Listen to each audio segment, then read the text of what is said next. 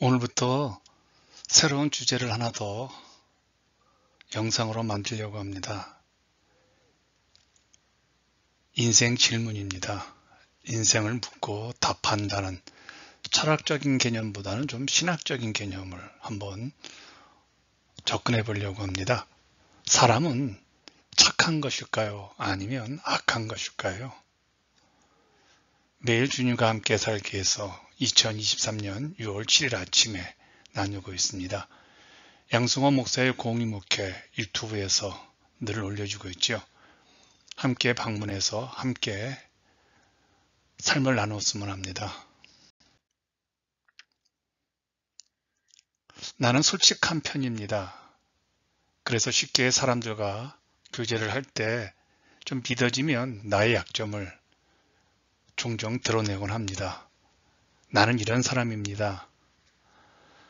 나는 이런 약점이 있습니다. 사람들이 좋다고 생각해서 아니면 어떤 분위기에 내가 취해서 내 자신의 약점이나 지난 목회에 힘들었던 일들을 이야기합니다. 그런데 언젠가 내 말을 들었던 어떤 사람이 그의 입을 통해서 많은 사람들의 뒷담화거리로 내 약점이 오르락 내리락 하는 것을 듣게 됩니다. 돌아보니 이게 내 삶의 리스크 중에 하나였습니다. 플라톤이 이런 말을 했죠. 인간은 누구나 입안에 도끼를 가지고 태어나고 어리석은 사람은 함부로 말을 하여 그 도끼로 자신을 찢기도 한다.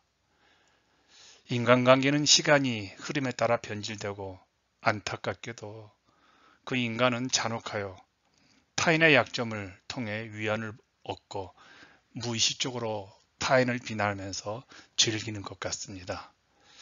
그래서 내가 누구인지 타인에게 잘 말하지 않으려고 결심을 하고 있습니다. 어느 날 아내가 물었습니다. 여보, 사람은 착할까요? 아니면 악한 걸까요? 이민 목회하면서 사람들에게 받은 상처가 계속 반복되기에 이런 질문을 한 것 같습니다. 아내는 지금까지 이 세상에 착한 사람이 더 많고 많은 사람들이 착하게 살려고 노력하는 줄로 믿고 살아왔죠. 그리고 목회자 3호로서 교우들에게 잘해주면 진심을 알아줄 것이라고 믿고 교우들에게 최선을 다했습니다. 목회하면서 아내는 그렇게 착한 것 같던 사람이 좋은 성도라고 생각했던 그 성도가 한순간 악하게 변하면서 배반하고 그리고 자신에게 잔인해질 수 있다는 것을 보면서 혼란스러워합니다. 그리고 관계에 대해서 힘들어합니다. 서글프게도 아내는 늦은 나이에 이제 불가피한 상황으로 인한 것이든 순간적인 실수로 인한 것이든 사람들이든 교들이든 악한 사람으로 돌변할 가능성은 누구에게나 내재되어 있음을 깨닫는 것 같습니다. 사람들은요, 자신의 악함을 합리화하기 위한 논리를 참 잘 만듭니다. 술 마시고 아내를 상습적으로 구타하는 사람들에 대해서 그의 주변에서 이렇게 두둔하는 말을 듣습니다. 술만 아니면 저 사람은 법 없이도 살 사람인데 심성은 착한데 술이 원수이지.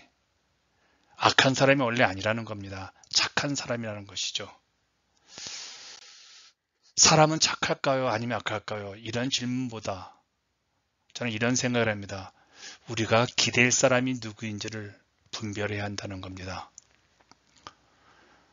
정현종 시인이 비스듬이라는 시에서 이런 말을 했습니다. 생명은 그래요. 어디 기대지 않으면 살아갈 수 있나요? 공기에 기대고 서 있는 나무들 좀 보세요.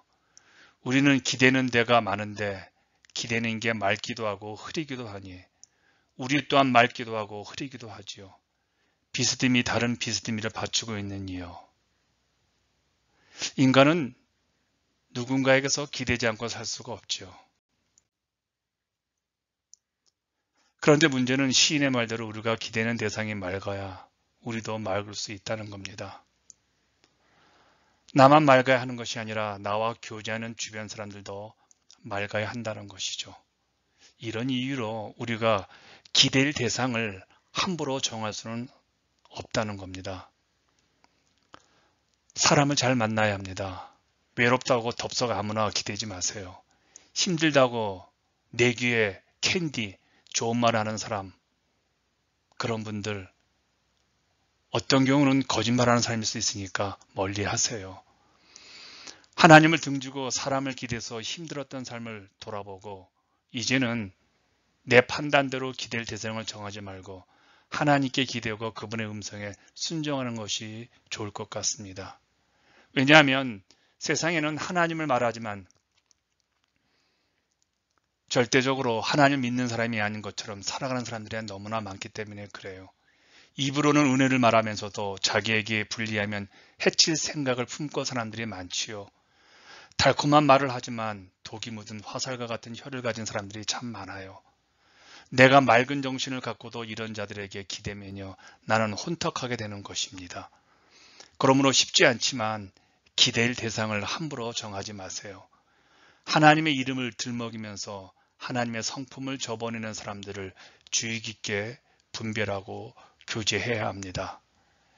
이제 살아보니까요, 우리가 기댈 유일한 대상은 하나님이라고 저는 확신합니다. 이런 말이 있어요. 인격은 그 사람이 살아낸 삶의 궤적이고 인격은 그 사람과 교제하는 사람들 그 실체이다.